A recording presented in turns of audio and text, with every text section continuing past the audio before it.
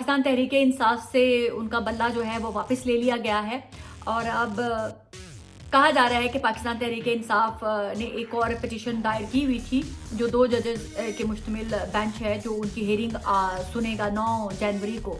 लेकिन मैं उनसे ये पूछना चाहती हूँ कि आप कभी एक तरफ ये कह रहे हैं कि हम सुप्रीम कोर्ट भी जाएंगे और आप सुप्रीम कोर्ट कैसे जाएंगे? अगर आप सुप्रीम कोर्ट जाएंगे तो सुप्रीम कोर्ट तो आपको बोल देगा कि भाई आपने तो 9 जनवरी को पहले ही एक पिटीशन दायर की हुई है, पहले उसका तो फैसला हो लेने दें कि वो क्या कहते हैं। और उससे भी पहले 8 जनवरी को इलेक्शन कमीशन जो है वो तमाम नॉमिनीज के जो पेपर हैं और जो उनको निशान मिलेंगे उसका भी ऐलान कर देगा कि फलां फलां फलां फलां शख्स जो है वो इस सिंबल के साथ जो है इलेक्शन में पार्टिसिपेट करेगा।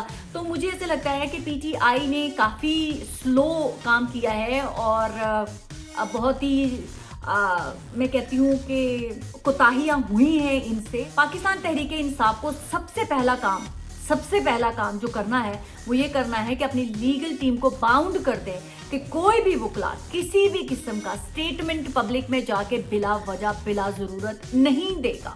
आप सोशल मीडिया में बैठते हैं, आप स्पेसिस में बैठते हैं और आप रातों को बैठ के जो है वो पूरा क्या क्या करना है आपने सिर्फ वो सोशल मीडिया पे बोल बाल के आ जाते हैं और प्रैक्टिकली जब आप अदालतों के अंदर होते हैं तो वहाँ ना आपके वकीलों के पास फोटो कापियाँ होती हैं, ना आपके पास केस का पूरा बैकग्राउंड होता है और आप जाके बस खड़े हो जाते हैं और आप समझते हैं कि ये कोई फिल्मी सीन चल रहा है जहाँ पर हम जो है ना वो हीरोपंती करेंगे और नारे वारे मारेंगे और जनाब हमारी बल्ले बल्ले हो जाएगी और दैट्स हम वायरल हो जाएंगे। एक्सक्यूज मी, सोशल मीडिया की दुनिया से बाहर आ जाएं। तो पहली बात पीटीआई वाले, सोशल मीडिया है, ये हैशटैग ट्रेंड करने के लिए लाइक आटी पैसा कमाने के लिए होता है।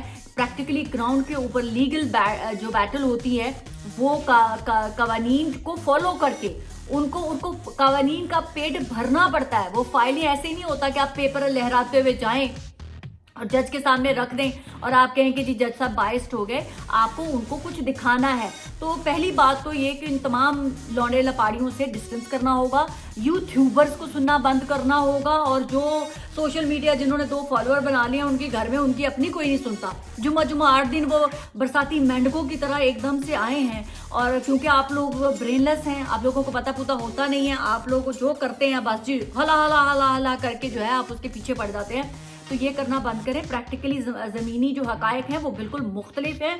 और दूसरी बात, अगर तहरीक इंसाफ को उनका सिंबल मिलता है नहीं मिलता है उसकी परवाह किए बगैर आप लोगों को सोशल मीडिया की बजाय ग्राउंड पर जाके घर गली गली मोहल्ला आप लोगों को कैंपेन करनी है और ये बावर करवाना होगा कि पाकिस्तान तहरीक इंसाफ का कैंडिडेट कौन सा है। लोगों को एजुकेट करना होगा कि अगर कोई भी शख्स जो इमरान खान का नाम लेवा है वो अगर इलेक्शन में खड़ा हो रहा है तो उसको ये सिंबल मिला है और आपने उसके ऊपर फोकस करना है बजाय इससे कि सोशल मीडिया में बैठे स्पेसेस में बैठे ये रहने दें और पाकिस्तान से बाहर बैठे हुए हैं ना जिनको कोई काम नहीं है करने के लिए, वो वेले हैं ना, वो जॉबलेस भी है और वो उनको घर में भी काम करने के लिए नहीं होता। बस ये 2 बैठ के आप लोग भाषणगिरी कर ली और सब कुछ किया, इनसे दूर हो जाए और असली ग्राउंड मेहनत पर करें। और जैसे हमारे आर्मी चीफ ने कहा था ना कि मायूसी कुफ्र है, आप मायूस बिल्कुल मत हो। इमरान खान की पार्टी छीन ली, इमरान खान का बल्ले का निशान छीन लिया, लेकिन इमरान खान का वोटर एंड सपोर्टर तो इंटैक्ट है।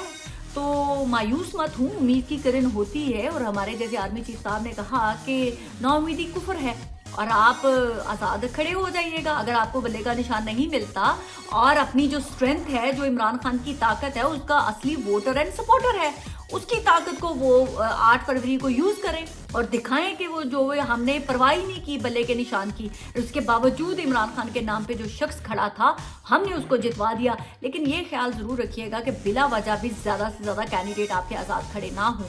जो भी खड़ा हो उसको आपके वहाँ एरिया के लोगों को पता हो कि ये इमरान खान के नाम से, आशीर्वाद से ये शख्स खड़ा है और वोट भी आपने उसी को डालना है और उसका जो भी सिंबल हो वो पता हो। या तो फिर तमाम तहरीक इंसाफ के लोग एक मुश्तरका सिंबल कोई सा भी वो ले लें इलेक्शन कमीशन से और कहें कि ये हम टेम्परेरी जो भी हमें इलेक्शन का सिंबल मिला है हम तमाम कैंडिडेट्स को यही दे दें ताकि हम उसके ऊपर इलेक्शन लड़ सकें।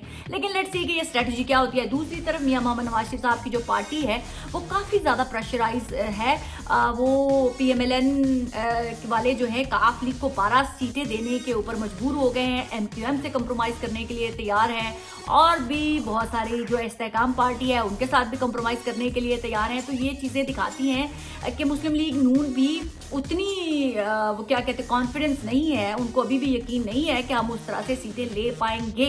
और वैसे भी पाकिस्तान के मुख्तलिफ हलकों ने मियां मोहम्मद नवाज शरीफ साहब के और कुछ ख़ास हलकों के अंदर न्यूट्रल सर्वे करवाया है और मियां मोहम्मद नवाज शरीफ साहब के हलके में जो न्यूट्रल सर्वे आया वो मियां मोहम्मद नवाज शरीफ साहब के हक का नहीं है। वो बहुत नेगेटिव सर्वे है, मियां मोहम्मद नवाज शरीफ साहब के खिलाफ आया है वो, और वो टीवी पर तो चलाने से रोक दिया गया है। एंड आई एम श्योर मियां साहब को उस हलके के जो नताइज हैं वो पता चल चुके हुए हैं कि सर्वे में क्या आया है।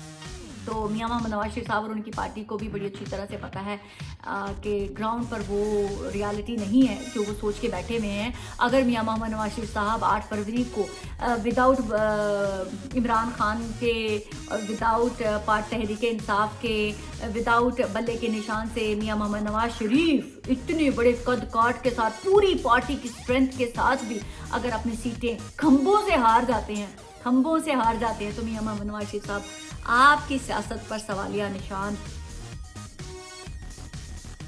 डॉट के साथ लग जाएगा। तो आने वाले दिनों में इम्तिहान जो है वो तहरीक इंसाफ का नहीं है, मियां मोहम्मद नवाज शरीफ और उनकी पार्टी का होगा।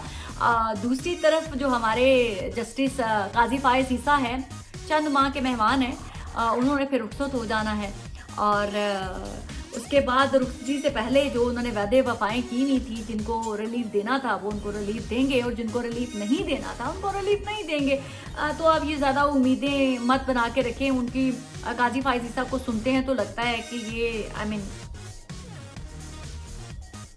खैर आने वाले दिनों में और देखें कि क्या होता है। जरताज गुल साहिबा का एक वीडियो क्लिप जो है वो देखने को मिलता है जिसमें वो रोते हुए कहती हैं कि मैं एक शहीद की बहन हूँ और हम क्यों शहीदों की बेहुरमती करेंगे। और अगर आपको तसल्ली होती है मेरे माफ़ी मांगने से तो मैं आप लोगों से हाथ जोड़कर माफ़ी मांग लेती हूँ 9 मई के वाक़े के ऊपर, तो मुझे आप माफ़ कर दें। वो थोड़ा सा बड़ा अच्छे विजुअल्स नहीं थे सरताज गुल साहिबा के रोते हुए। वो बड़ी बहादुरी के साथ हमने देखा है उनको बात करते हुए और वो ही इंसान जानता है जिसके ऊपर क्या गुजर रही थी और वो अब आके ये बात कहने पे मजबूर हुए हैं। लेकिन सरताज गुल साहिबा के साथ साथ मैं पाकिस्तान तहरीक इंसाफ के बाकी लोगों से भी एक बात कहूँगी कि आपको अपने सोशल मीडिया के ऊपर बैठे हुए लौंडे लपाड़ों को पाकिस्तान और पाकिस्तान की रियासत के ख़िलाफ़ करने वाले लोगों से डिस्टेंस करना होगा। ऐसे लोगों की जो है कंडेम करना होगा, उनको अपने आप से दूर करें, वरना ऐसे नहीं हो सकता कि आप वैसे तो उनको पूरी लूप में रखें और फिर कहें कि हमारा तो इन लोगों से कोई लेना देना नहीं है। वो आप लोगों को फ़ायदा नहीं पहुंचाएंगे, वो आप लोगों को डैमेज करेंगे। और वैसे भी जब आपका जो हाथ है ना, जब पत्थर के नीचे आ जाए तो आपने पत्थर के ऊपर नहीं बैठ जाना होता। वो फिर पत्थर के ऊपर जब आप बैठेंगे तो आपका अपना हाथ डैमेज होगा।